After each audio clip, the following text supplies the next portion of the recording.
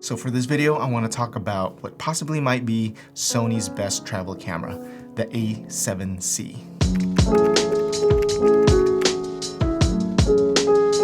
So I was able to get a loaner A7C from Sony Pro Support, and I took it to a work trip that I had in Las Vegas. Today I just want to go over some of my experiences. It's not really going to be a deep dive into the specs, but I want to just get into a little bit of that. So really quickly, the Sony A7C has a 24 megapixel full frame sensor.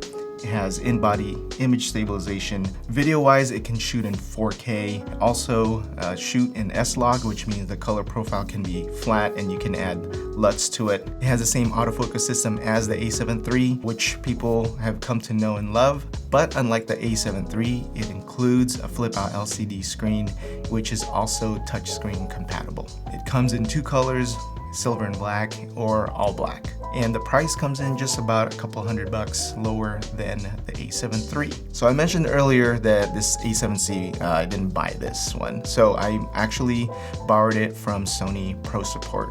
So if you don't know anything about Sony Pro Support, I didn't either until probably end of last year and beginning of this year. I've heard about it, but I'd never really looked into it. And being a photographer full-time for 15 years now, I thought maybe, I should look into this. And, for $100, which is the membership, that, yearly membership for this support, it's actually a really good deal. So this is in no way, sponsored by Sony Pro Support. I just, giving you some of the information that I found out myself. You'll need to be a photographer, either part-time or full-time. Once you get in and you meet those qualifications, they do offer some cool benefits. So just to list some of those benefits, they do offer, there's a 3-day turnaround for any repairs that you send in. They also offer this cool benefit where you can loan some of their lenses or cameras on a trial basis. And if you let them know that you're thinking of buying it, they will loan it to you for free. It's a cool way to be able to try out gear without actually purchasing or renting it. That's just some of the cool stuff that I found out about Sony Pro Support. So that's how I got this A7C in my hands. What I did was I borrowed it and took it with me to a shoot in Las Vegas. So it was a road trip that I took to Las Vegas, and I brought this along as a travel camera. So the images that I'm going to be sharing with you from this camera are from that road trip.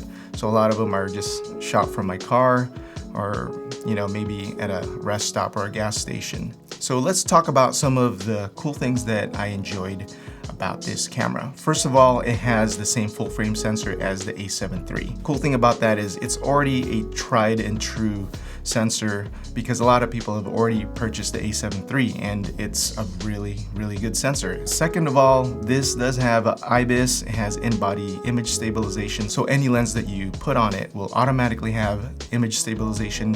It doesn't even matter if it's an old vintage lens. So it's a cool way to be able to use other lenses that may not have image stabilization, and you'll automatically have it with the A7C.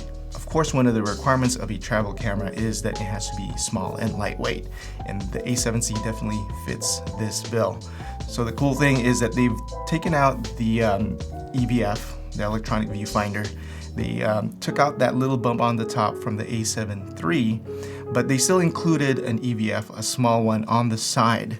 So it's more of the style of an A6000 series. Just the omission of that little bump on top, it really does help when you're trying to fit it into a fanny pack or like a backpack. So this is a full frame Sony FE mount camera. So which means you can use all of the full frame lenses that Sony has to offer.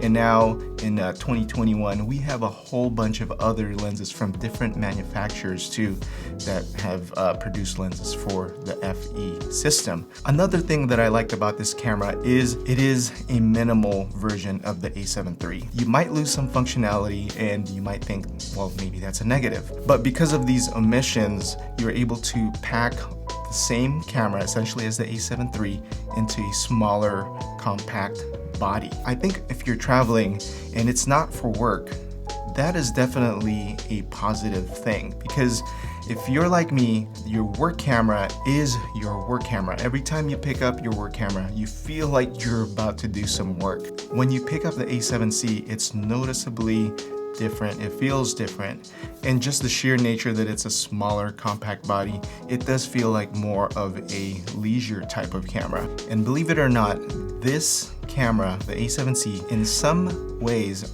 is better than the A7 III itself. Just the fact that they put a flip out touchscreen LCD screen on this makes it a better video camera and a better camera that's suited for maybe vlogging or for just videoing yourself or your family. Those type of shooting conditions is made easier with the flip out LCD screen.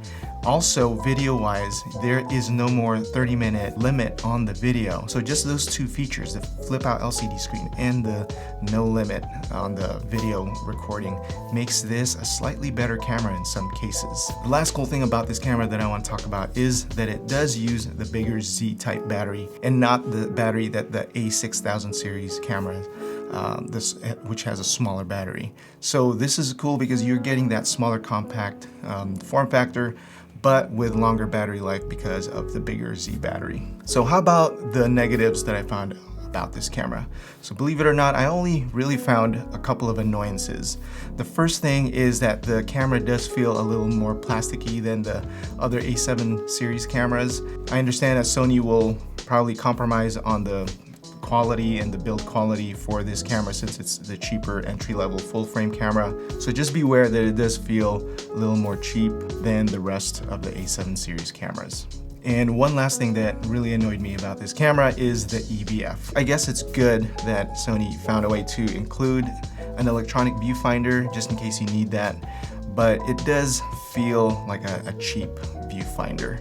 Especially when you're comparing it to some of the other A7 series viewfinders.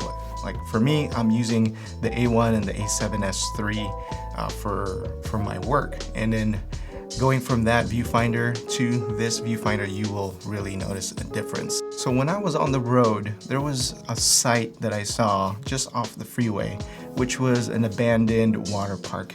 So I stopped by because that location really caught your eye when you're driving in the freeway. So I stopped by, I took a walk around, and I took a few pictures, and funny enough, I saw another person there. So there was this guy, his name was Emiliano. I was able to say hi to him and talk to him, and he had his two daughters with him, and he had the same idea as I did, which he wanted to stop there and take pictures just for fun. So he was taking pictures, funny enough, with a Sony A7 III. And here I am with my A7C. I just thought that it was just a funny coincidence because it's basically the same camera that we're carrying. Mine is just a smaller compact version.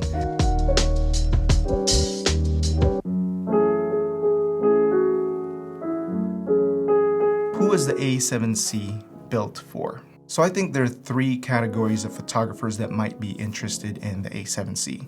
First of all, if you're a beginner or maybe you already own a crop sensor camera like an A6000, or maybe you're switching from Fuji to Sony and you're wanting to go full frame, this would be a perfect first full frame mirrorless camera for a beginner or for an amateur.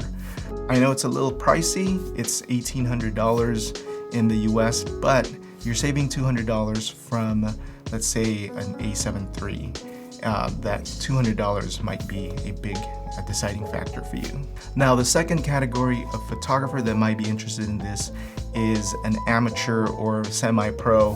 This would be a good camera for an amateur or a part-time pro because this is a less expensive full-frame offering from Sony. So maybe your budget doesn't allow you to purchase a camera that's $3,000 and upward. This would be a good plan B or a good alternative, buying a camera that's under $2,000. But at the same time, you'll be able to use full frame lenses. So basically what I'm getting at is it's a good, inexpensive way to get into the full frame lens mount. And also another good way to look at it is maybe you already have a full frame camera. This would be a good backup body because maybe you don't really want to spend too much money on a backup body and it's just really for emergencies. This would be their cheapest version of a full frame camera. And lastly, for the pro photographer, maybe you're a full-time photographer, you're shooting with an A1 or an A9 or maybe an A7R series camera, and you're thinking, is this camera have a use for me? If you're in that situation where you're a pro and you're full-time, this would actually be a good camera as a backup to your cameras or a backup to your backup. And lastly, if you're a pro, and this is kind of my reasoning for even trying out this camera, is if you're on vacation or if you're on a road trip or if you're documenting your family, you don't want to feel like you're working. So this would be a good camera for personal use for the very reasons that I mentioned. It's smaller and it doesn't feel like my work camera. So when I pick it up, I feel like I'm playing or I'm just taking pictures for fun. So those are some of my insights on the A7C. I hope you found it helpful. The next camera that I do want to talk about for the next video will be the Sony A1, which I've been using for the last couple of months now. And I do have a lot of things to say about that, a lot of opinions, and can't wait to share it with you. So make sure to subscribe to my channel, give this video a like, I'd appreciate it, and I'll see you in the next video. Peace.